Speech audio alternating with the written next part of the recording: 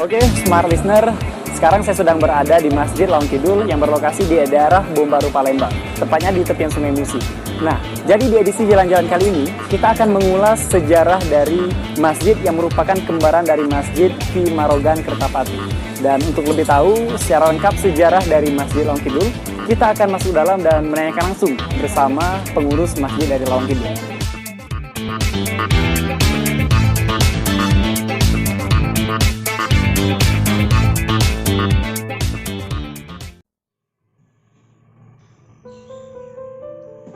Smart Listener, Masjid Lawang Kidul termasuk salah satu masjid tertua di Palembang, Sumatera Selatan.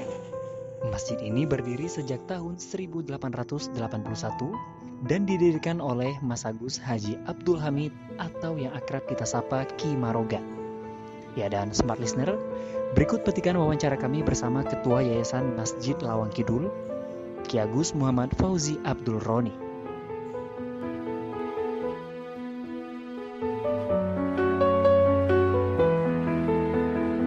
Sejarah Masjid Lawang Kidul itu bermula dari pendirinya, yaitu Datuk Kiai Marogan yang dikenal dengan Mas Agus Abdul Hamid bin Mahmud. Nah, Datuk ini mendirikan dua masjid di kota Palembang ini, dan dua-duanya merupakan masjid tertua di kota Palembang. Jadi tertua kedua kalau Masjid Marogan, dan Masjid Lawang Kidul ini tertua ketiga di kota Palembang. Didirikan 10 tahun setelah Masjid Marogan. Jadi saat ini Masjid Lawang Kidul ini telah berumur lebih kurang 127 tahun. Nah, jadi sejarahnya itu Datuk Kiai Marogan itu pertama kali mendirikan Masjid Marogan yang di Kertapati, karena dulu di seberang Bulu ya Masjid Marogan tuh. Dulu belum ada masjid sama sekali, satu pun tidak ada masjid. Kalau seberang hilir ini sudah ada Masjid Agung. Makanya dia tidak mendirikan Masjid Lawang Kidul lebih dulu karena sudah ada Masjid Agung. Maka 10 tahun setelah didirikan Masjid Marogan, didirikanlah Masjid Lawang Kidul. Jadi Masjid Lawang Kidul ini merupakan masjid yang kedua untuk di seberang Ulu setelah Masjid Agung.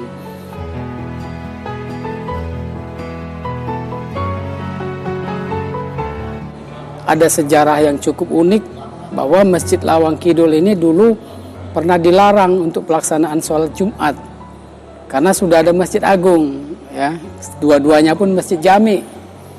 Jadi pada zaman Belanda pada waktu itu, karena dianggap letaknya berdekatan, namun pada saat itu masyarakat ini kalau ke Masjid Agung itu kan jauh. Kalau dulu tidak ada ojek, tidak ada gokar, ya kan. Nah, jadi untuk ke sana itu dalam suasana hutan, dan kalau mereka sudah datang ke sana itu sudah penuh. Oleh karena itu para jamaah itu adanya Masjid Lawang Kidul, mereka tuh merasa di sini lebih dekat. Namun para ulama, para kiai yang lama dulu, mereka tidak memperbolehkan gitu kan. Nah, namun setelah adanya polemik ini, setelah ada musyawarah ya, sampai ke mahkamah pada waktu itu, sampai menjadi satu polemik besar, sampai dibahas di Arab Saudi sana malah. Nah, kemudian ditentukanlah oleh ulama yang ada di Padang waktu itu. Para ulama itu mereka berembuk, dulu kan masih sedikit orang-orangnya para ulama itu.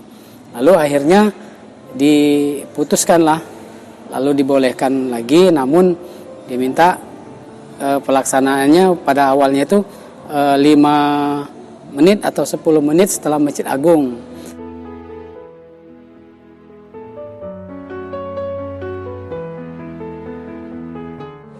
Masjid di seberang Ulu ini dulu kan hanya di Masjid Agung. Letaknya cukup jauh kalau dulu ya. Nah, di sini di Bom Baru ini, jadi letaknya itu dulu di sini merupakan tempat satu kapal-kapal dari dulu Jakarta sini ya, dari luar negeri. Mereka semua bersandar di sini. Jadi ini pelabuhan ini merupakan pusat Nah, Datuk ini berpikirnya macam mana dia bisa mengembangkan agama Islam ini dengan dakwahnya itu. Jadi dari sinilah tempat yang strategis untuk menyebarkan agama Islam. Dan posisinya pun yang kedua, posisinya itu kan di tepi sungai. Jadi kalau dia dari Muara Ogan ke Lawang Kidul itu satu kali jalan saja melalui Sungai Musi. Makanya masjid ini dinamakan Lawang Kidul. Kidulnya itu selatan, di mana pintu masuk dia keluar masuk Datuk itu berdakwah melalui pintu yang ada di selatan, yaitu yang menghadap ke Sungai Musi. Itulah tempat strategis yang dipandang oleh Datuk Kiai Morogan untuk dia